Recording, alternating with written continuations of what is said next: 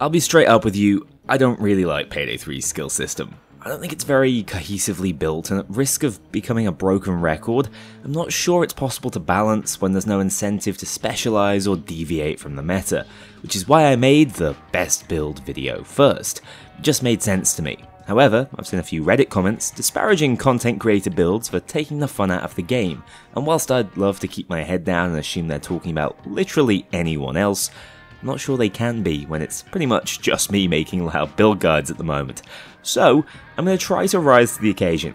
To be clear, I don't begrudge anyone wanting to explore all the game has to offer, and have the utmost respect for anyone producing this sort of quality guide. I also agree that simply playing with the optimal skills isn't always that fun. Hell, back at launch, I was really experimental trying to find purpose in almost every skill, until they nerfed my beloved body shield build whilst leaving practically every other broken skill untouched. That might have led me down the dark path of the SA meta, but this video might just be the beginning of my redemption arc, as I showcase 3 unique builds to stave off that seasonal Payday depression, as we try to make it through the calm before the August storm. I'm talking all the classics by the way, from 4-plate heavy armor to the closest thing we have to grinder, and a build that's just about not letting the cops move.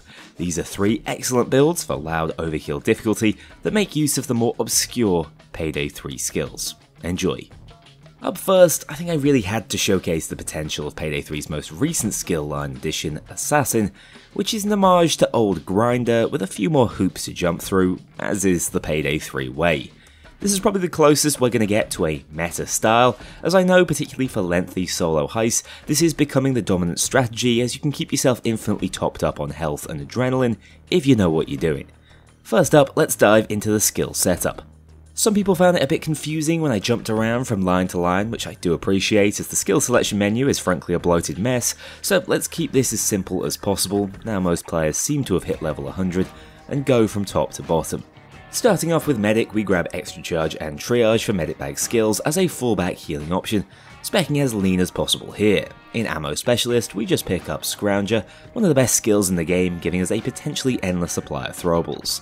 In Mower, we select almost the entire line, with recoil handling for better control, suppressive fire as we don't expect to be one-shotting anything, and the core combo of Ammo Funnel and Replenish. Moving down into Sharpshooter, we just ace the base skill out as our core method of refreshing edge to keep 100% uptime on it. As this build is going to lean on throwables, the smoke grenade specifically, we want Tactician Basic as well as Discombobulate, debuffing all enemies that are affected by our smoke to make our healing strategy even more effective. Next, surprisingly enough, we dip our toes into Strategist with Combat Marking and Misdirect, giving us more damage and a chance to dodge up against marked cops. I was this skill line's greatest hater a while back, but support came for it, and the only reason we're not rocking Threat Assessment 2 is that we don't have an easy source of grit in this build. Back to more core skills, I grab most of the Fortitude line, acing out the base skill, skipping Health Siphon, but not missing out on Unyielding, Supraphysiological, Walking Tour, or Pain Atombolia, also picking up the Mastery skill Stockpile to complete the set. Finally, down in the new Assassin skill line, we grab Killer Kinesthetics, Assassin's Metal, and Death Knell for our core Rush, Mark, and Heal engine that makes this build tick. The notable drawback of this skill setup has to be that we're missing any transporter skills. I normally reserve at least 3 skill points for this on every build I run, which is essentially what we spent on Strategist here to have a little more fun with it. You could move them over if this really bothers you, but I enjoy playing it this way, especially when online with a crew to help carry. Moving on to the weapons, our primary is the Blyspruiter MX63, the first LMG added to the game, free for all to use, that really acts as a perfect companion for this kill-focused build by packing a virtually endless bed of lead thanks to Ammo Funnel and Replenish, at least before they take that majesty away from us. Then you won't be able to rampage quite like this, and we'll have to be smarter in how you position to load another belt, which seems like a shame. I prefer the ADS version of this gun, using the classic RDS sight, cylindric silencer, CQC barrel, because let's be honest, the entire game takes place within the range of about 10 meters, the TAC grip, HQ stock, and the stub grip. In my secondary slot, I simply run the Bullkick 500, probably the best secondary in the game at the moment, using my ADS variant with the CQC barrel, snapshot clear tag sight, tactical grip, and compact compensator. Of course, we're running a single medic bag in this build just to back us up if we go down or need some extra adrenaline, alongside the smoke grenades for the obvious synergy with death knell marking and discombobulate. The armor is the standard lining, which we purely want for speed as we actually don't want any active plates when running this build, alongside the motion sensor in the tool spot for when we need to mark a spawn location. Honestly, when they add the tripwire sensor equipment in August or September, I think that will end up being the better option for this build, especially on any heist with clearly defined choke points, which is most of them to be honest, given how spawns function in this game. That's the build, grab a red fox for dose deletion and you'll be ready to rumble. In all honesty, heading into some gameplay with this setup, it does have one of the heaviest learning curves in the game. After training ourselves to protect armor plates above all else, it's kind of liberating being able to not even consider them, although it can also be dangerous freedom if you're not positioning well and keeping that health bar topped up. Obviously the core strategy is to mark a group of cops with a smoke grenade toss and take them out quickly to heal up or enter into adrenaline overheal, giving you more damage and speed. As I mentioned, the LMG fits this quite nicely as it feels like you seldom have to reload and can just focus on controlling and gunning down groups in quick succession. Of course, you don't have loads of smokes to throw without ammo in this setup, so you will need to be slightly more conservative with them, although by its very nature, bringing along a medic bag instead makes you more resilient. If you don't want to use a smoke or motion sensor, or just happen to run out, you can still quite consistently start a marking chain reaction for heals instead, thanks to killer kinesthetics. Just call out a taser, shield or grenadier before dropping them and that red outline and all the benefits that come with it will pass on to a nearby cop, allowing you to keep the buffs going so long as your target acquisition is solid and you're taking them out yourself. Unfortunately, if a teammate lands the killing blow instead, you'll lose that mark and will have to go searching for another special you can actually mark manually, which does make this setup slightly more frustrating to play with online and might be something worth addressing by the devs in charge of balance. Looking at our arsenal of weapons, the Blow Sprucer is a monster for flinch-locking large groups and taking them down without getting a chance to return fire, with ammo efficiency that's almost impossible to lose track of, even if your aim is as bad as mine. As for the bull kick, this thing is a bit of a catch-all secondary added in the Boys in Blue weapon pack, being one of the most consistent one-hit killing weapons in the entire game, even with body shots. For that reason, I prefer it over the revolvers which you actually need to aim, dropping it into most of my builds at the moment as a de facto shield destroyer when I don't have shot grenades backing me up. I wouldn't say either weapon is particularly strong against bulldozers, with spike damage really being the key there, but that's exactly why overkill weapons exist, essentially to be stockpiled until you need them once or twice on a heist to two-shot the big guys. Additionally, you should keep in mind you can lose the first plate whenever you want to, as you won't gain access to Assassin's Metal's healing effect until it's gone, although feel free to hang on to it to tank as much initial damage as you want. Also be cognizant of the delay between throwing out smoke grenades and them actually going off without overcooked. This makes them a worse defensive tool, so always plan slightly ahead when tossing them out. Remember, this isn't Grinder, it's only 10 health per kill you'll be regaining, and it's conditional, so you're unlikely to be able to heal through damage if you take it all head on. Instead, make use of the smoke's protection whenever possible to build up a supply of adrenaline to hold open the door to those potential Rambo moments you were hoping for when you signed up to this build. Up next, let's take a closer look at a build designed to completely incapacitate most cops on the map and buff a really underutilized but enjoyable weapon, making full use of shot grenades and everything electric in the game to stun the NYPD into oblivion. Again, let's look at our skills first, starting up in the vastly underutilized ammo specialist tree with Scrounger, fully loaded, plate up, and the mastery skill top up. High grain would be nice to have for your team, but this build already has just the right amount of damage in it, and we should have one of the best armor stripping tools in the game equipped, so it's not really necessary. Moving down to Moa, we grab recoil handling, which has a really tangible effect on our weapon of choice, alongside ammo, funnel, and replenish.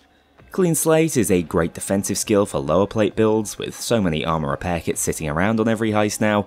Moving into some of the rarer skills, we head into Demolitionist for Overcooked to allow our throwables to explode on contact, as well as extra munitions allowing us to hold a larger supply of said throwables. In Enforcer, it's just combat reload, still my favourite method of maintaining grit and edge simultaneously, before we head down to Ace Out Tactician.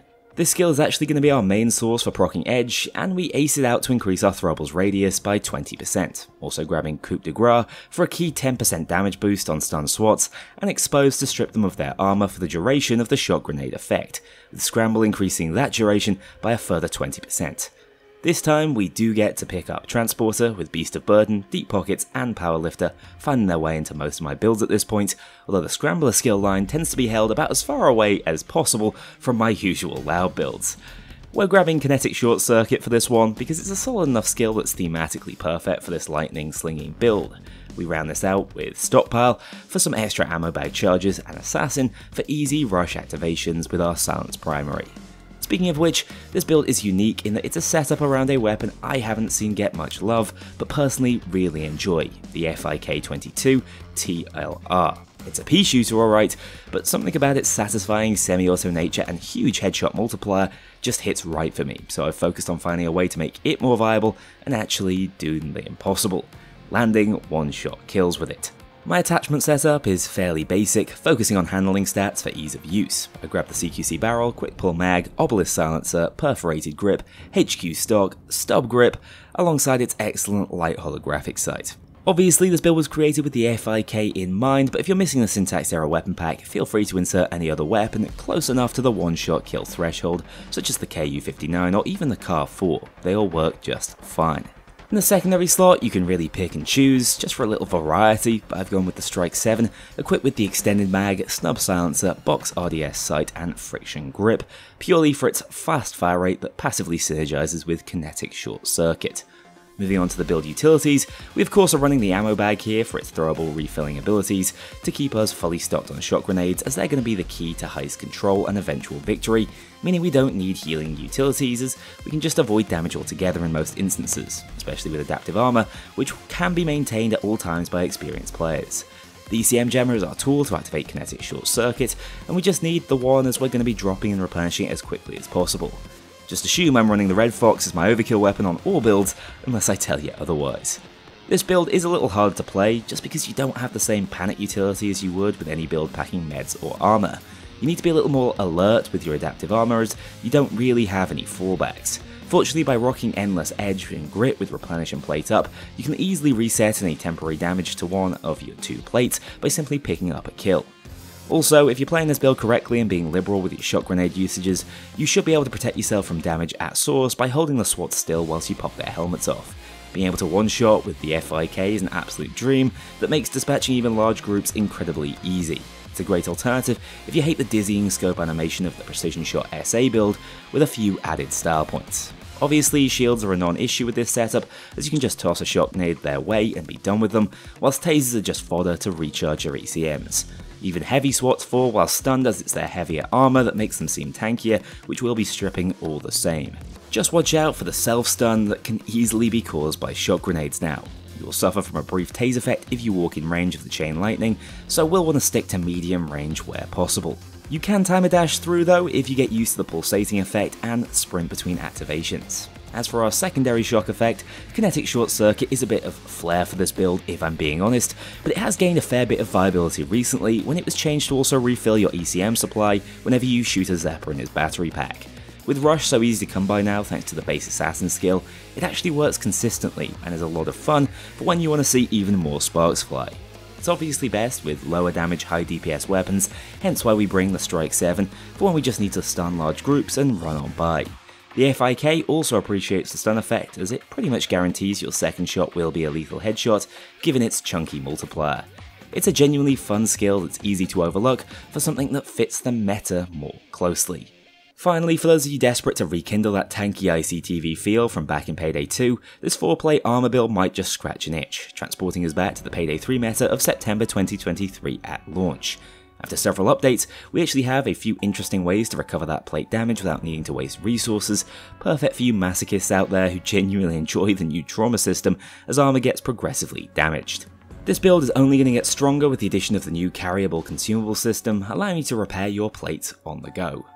At a glance, this might look like a standard adaptive armor setup, but let me assure you, it isn't. With how we specialise later in this build, we actually have the room to pick up the powerfully supportive combo of Medic Ace, Combat Medic and Code Blue, combining to make revives almost instant, incredibly safe, and coming with the bonus 5 seconds of invulnerability for you and the revived teammate that can be spent tracking down and demolishing whatever put you in that state in the first place.